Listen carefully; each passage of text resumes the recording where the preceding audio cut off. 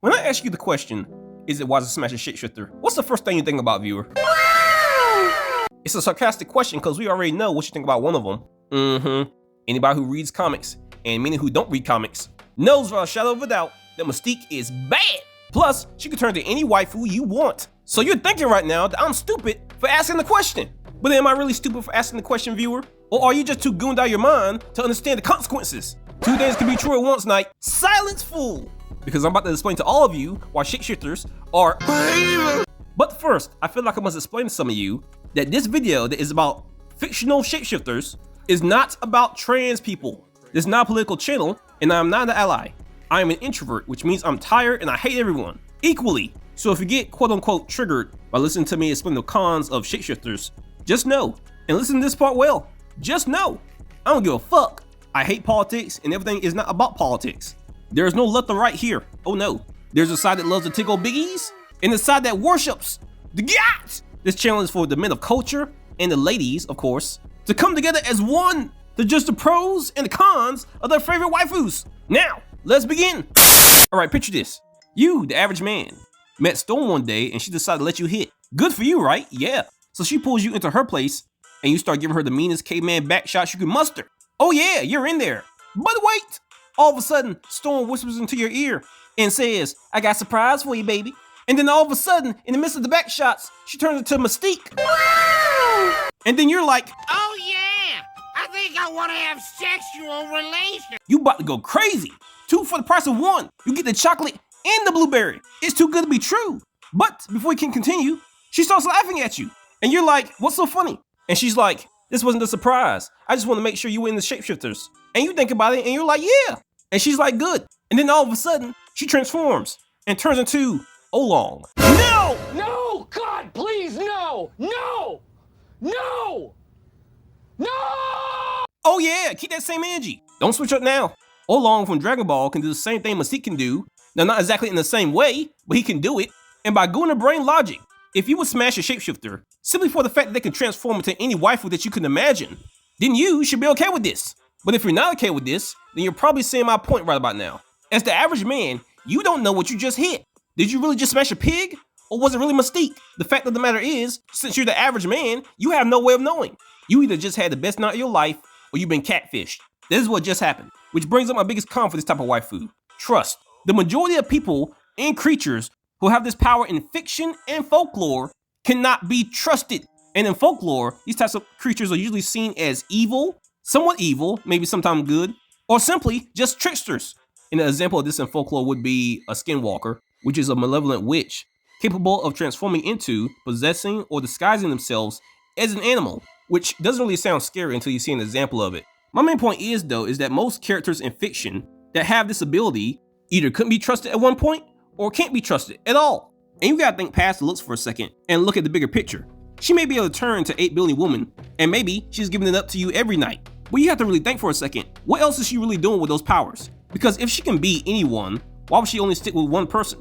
Maybe, just maybe, you could be giving back shots to her, and the next day she turns into a man, or a dog, or worse, your dad. Remember, Mystique can be anybody she wants to be. And what if one day she decides to turn into your dad and trick your mom into the bedroom? And you may be thinking, Mystique wouldn't do that. Mystique wouldn't turn into a whole nother person, especially if that person was a man, right? And screw some woman and get her pregnant with that man's identity? Bruh, yes she would. She's done it before. In fact, that's how Nightcrawler was born. Let me explain. In X-Men Blue Origins #1 in 2023, it was confirmed that Mystique turned into a man, and from what I read, it could have been Azazel, to give her lover, Irene Adler, aka Destiny, the backshots. Now before this issue, apparently beforehand, it was thought that Mystique was the mother of Nightcrawler, and the father was Azazel, but no, apparently that was retcon. Now officially, apparently she's the father, and Destiny is the mother. What? This is where I draw the line for me and shapeshifters. I don't really care what a shapeshifter can turn into, as long as it's not a man, or simply a monster, I wouldn't care. But as soon as she turns into a man, I'm done. Could you even really call Mystique a waifu at this point? Some would argue yes, because she is a female, but think about it this way. If you found out one day that the supposed woman, who isn't really a woman but a man pretending to be a woman, used to be a man, and even got a chick pregnant once, would you realistically be okay with that? My honest answer that I believe most men that were straight would probably say is no. Now if you're about that rainbow and cupcake life, that's you. I don't care if you would still smash, but I would probably judge you and likely laugh at you. Now why would I do that? Because it's weird. This ain't natural.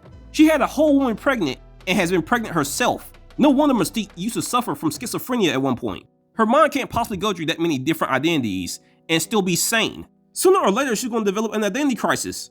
And when that happens, is she your woman or your husband? Or is she simply an object that has no identity herself and can only assume the identity of others? Now, just to make this clear about Mystique's shapeshifting abilities, specifically, she can instantly alter the formation of her biological cells, and as a result, she can cause herself to look and sound like an exact duplicate of any human, humanoid, or semi-humanoid, and any being of any sex, wearing virtually any type of clothing. And her control over this is so perfect that she can precisely duplicate another person's retina pattern in her own eyes, fingers, palm, and even skin pores, plus the skin and the smell. And she can even copy a person's heat signature and adjust her vocal cords to the point of corresponding voice prints.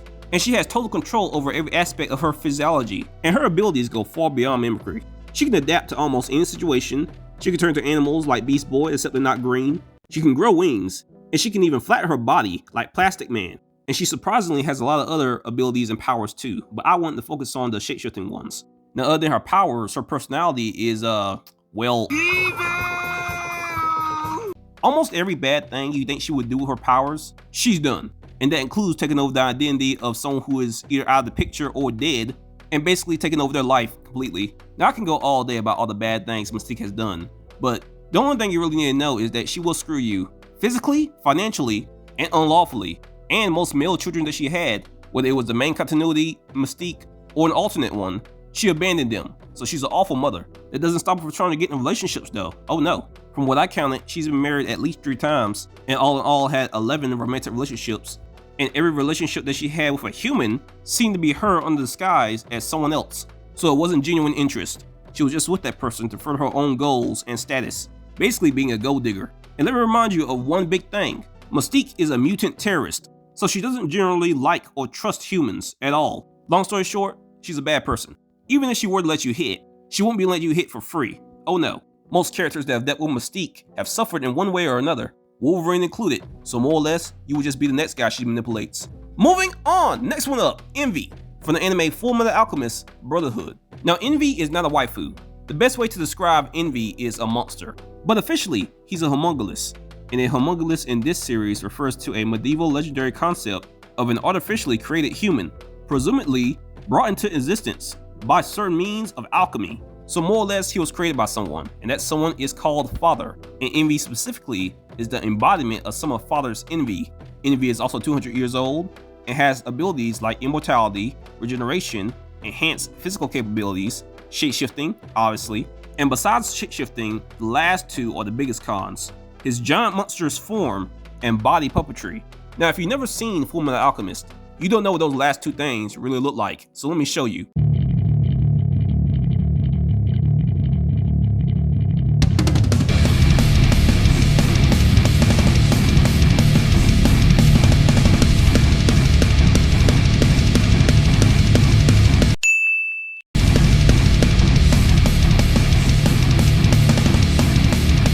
Now, this giant green form is his big true form when he's literally at his strongest, but when he's at his weakest, after receiving a bunch of damage and can't regenerate, he looks like this. Ew! Now you're probably wondering, Knight, why are you talking about Envy if he's not a waifu?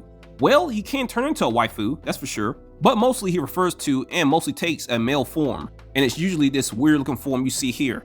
Now, I brought Envy up to basically prove my point even more. He's a homunculus, so he generally has no sex, but he can basically do the same thing Mystique can do. But again, not exactly, there are some differences in their shapeshifting abilities, but yes, also in general, it's simply the same thing. If you were to tell me you would still smash this dude, or smash him in his feminine form, then you, my friend, have a sickness. You have lost the way. But don't worry, my friend, I will help you find it. Envy is a great example of how horrifying a shapeshifter can really be, which reminds me, just off topic, Pennywise is a shapeshifter too. So yeah, when someone can turn into anything, and I mean anything with no limits, it makes the being seem like more of a monster than a human. Now, of course, whether you see a shapeshifter as a monster or a hero has a whole lot to do with their character. You know, no one's really scared of characters like Beast Boy or Martian Manhunter or PR from Dragon Ball, and it's because they have a kind of endearing personality that you can trust. But Mystique and Envy can more or less be called tricksters, manipulators, and unfortunately monsters. Now, a lot like Mystique, Envy hates humans too, but for different reasons. Envy is secretly jealous of humans' inner strength and their mutual beneficial friendships that they share, and he's jealous of this because most of Envy's kind show very little concern or emotional support for one another, and this jealousy motivates Envy to hate and mistreat humans very personally, and it usually causes him to kill without hesitation, and he usually plays with his target's emotions to gain a psychological advantage. Honestly, a lot like Pennywise, except more of in a mocking tone. He doesn't care if you're afraid of him like Pennywise, he wants you to feel stupid. This thing has boasted about ruining lives, reputations, and even souls. The dude even started a war just to watch humans fight and kill each other. And it's not in his profile, but I wouldn't put it past him to say he's insane. He really enjoys using the faces that people know, just to catch them off guard, only for him to kill them. He's a monster in every which way, so if you will smash this one, I'm checking your internet history, you nasty. Alright, the last shapeshifters we have to talk about is the Tensen from the anime Hell's Paradise. Now they're a group of 7 members that are artificial beings that were created over 10 centuries ago by Rian. And Rian created them using her mastery of Tao and a specialized Tao puppet. Now, in case you're wondering, Tao is the fundamental life force energy present in all living and non-living things, and it acts as the power system in the anime Hell's Paradise. And the Tensen are basically made of flower Tao, and they have a plant-based autonomy, meaning in this case they are engineered beings who were created using flowers and plants as a mold. Now, the freaky-ass Tensen 7 basically have 3 big things that are huge cons. And the first one is where they live. They live on an island called Kotoku Island, and it's filled with a whole bunch of dangerous monsters that can kill you and turn you into trees. And none of those monsters are sexy, so they're all cons. Ugly cons. Now, the next con is their Kishikai transformation. And this is an ultimate monstrous combat form assumed by Tensen when they merge their yin and yang chi, resulting in a giant flower-like or monstrous appearance. Now, in this state, they significantly increase their strength and Tao manipulation, allowing them to unleash devastating attacks, though it may consume immense energy. This one's an obvious con because this form just seems to be their crash out state. It's like their Bankai, except obviously weaker. And if they're in this form, they're obviously going to kill you. Now, something else crossed my mind while reading this. I forgot that all the Tensen have the power to transform humans into plants, and they do this by injecting individuals with flower Tao, which then turns the human into a blooming flower human hybrid, and this is the main method they use to kill intruders on their island, so that sucks. And the last con is their ability to shapeshift from male to female. Now, every time I see this in the anime, I'm just like, pause, hold up, does that man have titties now? Every time it happens, I have to blink twice and look both ways. I get confused because I could have sworn that the Tensen were drawing hands, but then I blink and they drawing coochie. But I guess they call it Bochu Jutsu. And from what I looked up, this means sexual alchemy. Yeah, okay, buddy, sure it is. These people are some freaks, because this Bochu Jutsu is basically just Rin getting the back shots. But I suppose besides pleasure, it also helps manage and replenish their Tao to sustain their immortality. So I'll dumb it down for you, viewer. Basically, more or less, the Tensen can get stronger from the back shots.